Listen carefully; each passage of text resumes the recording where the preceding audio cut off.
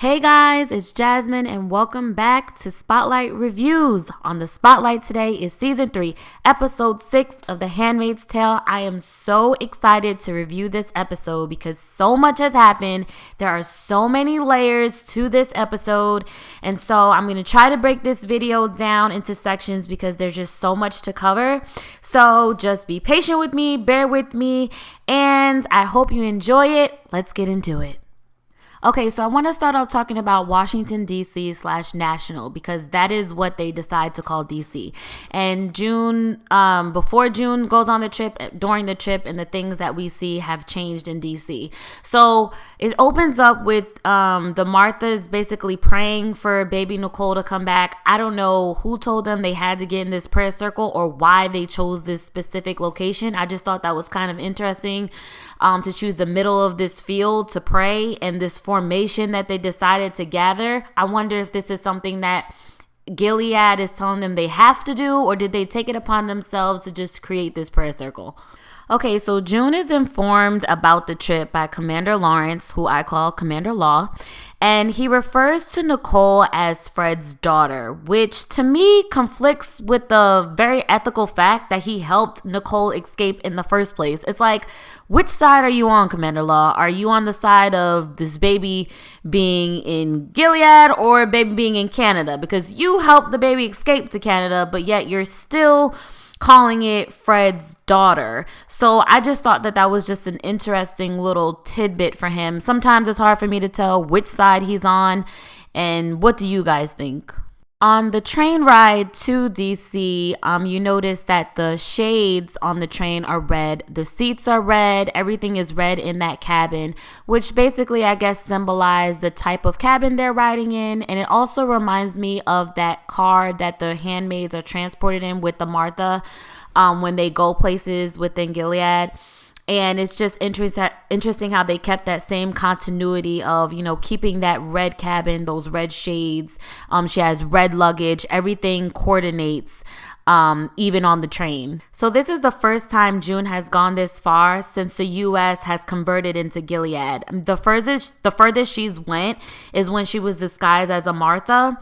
So when she peels back the curtain and she sees the Washington Monument, which is such a staple in U.S. history, and, she sees that it's been converted into a cross, she's starting to realize that, she's not in Kansas anymore, as the saying goes, and that the U.S. has really made a drastic shift. And it's almost in her mind like, what else has changed? What else is going to be so drastically different on this trip? As they're going through the station, I noticed that on the PA system, they call it National Station. They don't call it, the nation's capital or Washington, D.C. They refer to D.C. as National Station at that point.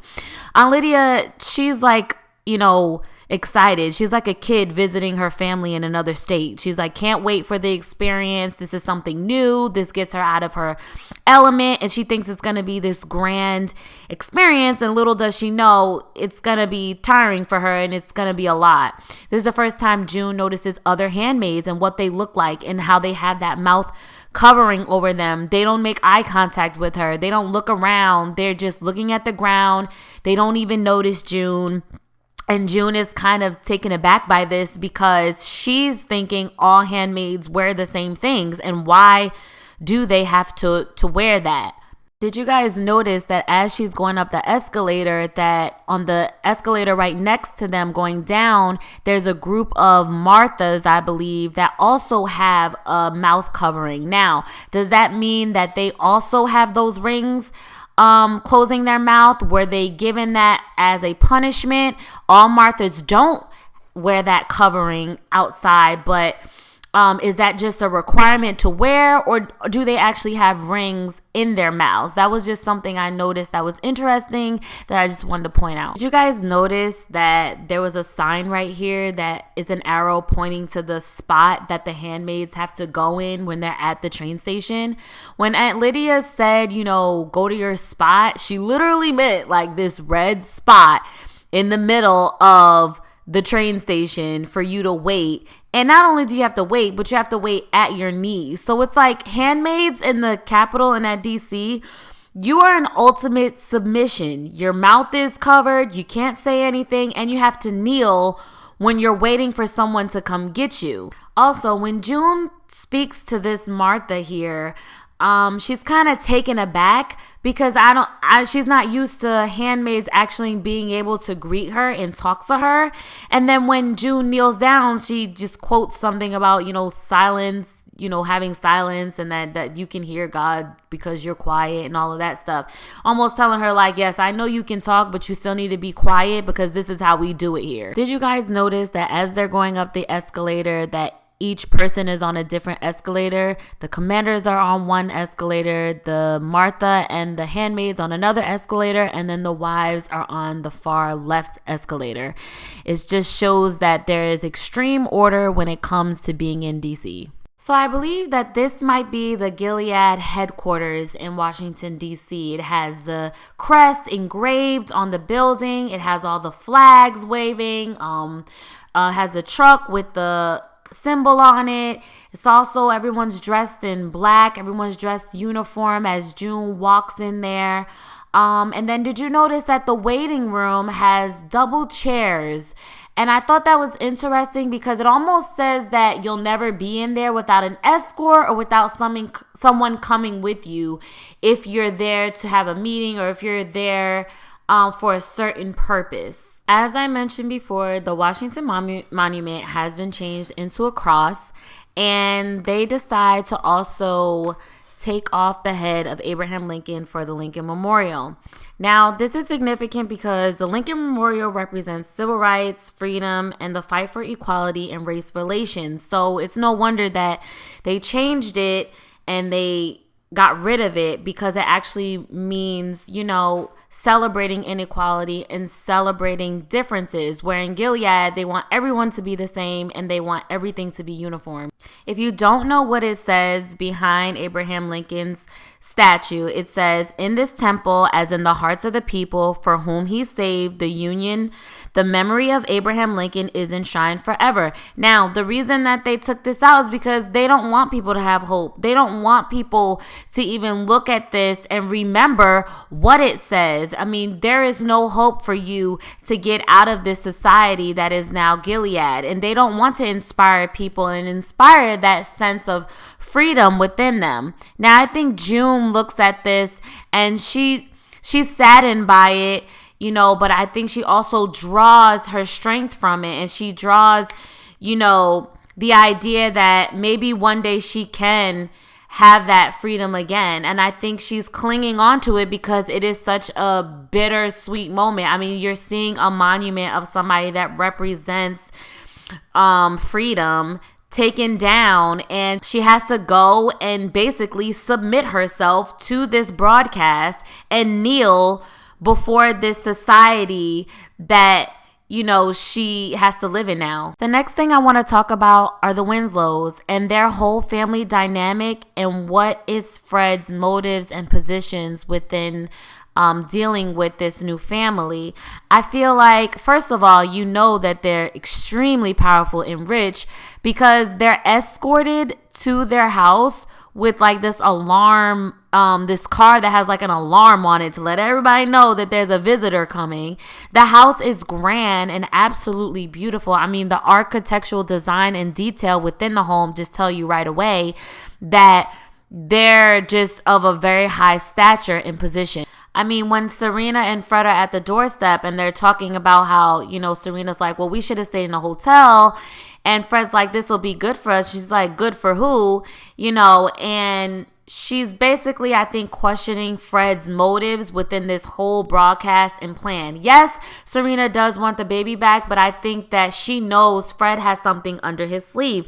I mean, is this really about the baby, or is this more about his opportunity to show strength and move up within the chain? All right, so one thing I noticed was that there were birds. I mean, it seems so simple, but this is the first time we ever see any type of like pet in somebody's house. Again, symbolizing their wealth and their status. Second thing I noticed was the fact that when Serena heard footsteps coming, she crosses her hands, which makes me think she did this because she wasn't wearing her wedding ring. So she didn't want to make it obvious that they were not, in the best, time right now, her and Fred. So she wants to still make that good impression on them. I love the introduction of new characters. It just brings the story, deeper, and it makes it more dynamic. I love the fact that we recognize these two characters, that is Mr. and Mrs. Winslow. Mr. Winslow, played by Christopher Maloney, and Elizabeth Reeser, who plays Olivia Winslow, Mrs. Winslow. And I just love the fact that we have seen them before and that we get to recognize these faces in this show. Another thing we notice is that they have a lot of children. The first time we see this many children in a household. And I noticed that all the boys are wearing blue, all the girls are wearing pink. They're keeping it very, very traditional when it comes to the kids. The Winslows represent the family dynamic that Fred and Serena wish to have. I mean, they have so many children, Commander Winslow's wife, she compliments Serena on her book. She, tells her that one day you will have a family like this. Fred wants to emulate Commander Winslow and all the power that he has. So I feel like she gets more fuel. Serena gets more fuel when it comes to fighting for Nicole and the potential family that Gilead can really offer. But I feel like we've only scratched the surface of the Winslows. I feel like there's more to their dynamic. Fred described them as down to earth, quote unquote, when they first arrived at the house. I feel like there's more there. There might be some secrecy. There might be some schemes as to how they make their family run and the dynamic between them. Now, Fred and Commander Winslow have an interesting scene here. I feel like Commander Winslow is truly impressed by Fred's efforts to get Swiss to be a neutral party, but all of those, that comes with a price. He's kind of flirting with him in a way, and I think that Fred doesn't realize how much, he bargained for when he came to D.C. and is staying in the house with Mr. Winslow. Commander Winslow. He's rubbing him on his shoulder. He's getting close to him. And he's offering him, on the other hand, all of these things that will make Fred more powerful and rise up in the ranks. So will Fred look past this flirty behavior and, take that offer? Or will he go back to his morals, quote unquote, and continue his life where he lives in Gilead? All right, guys, that's all I have for part 1 of season 3, episode 6. Now, for part 2, I get into this, okay? So please go over to that other video. Don't forget, like and subscribe. Let me know in the comments what you think about this, and I will see you on part 2. See you there. Bye.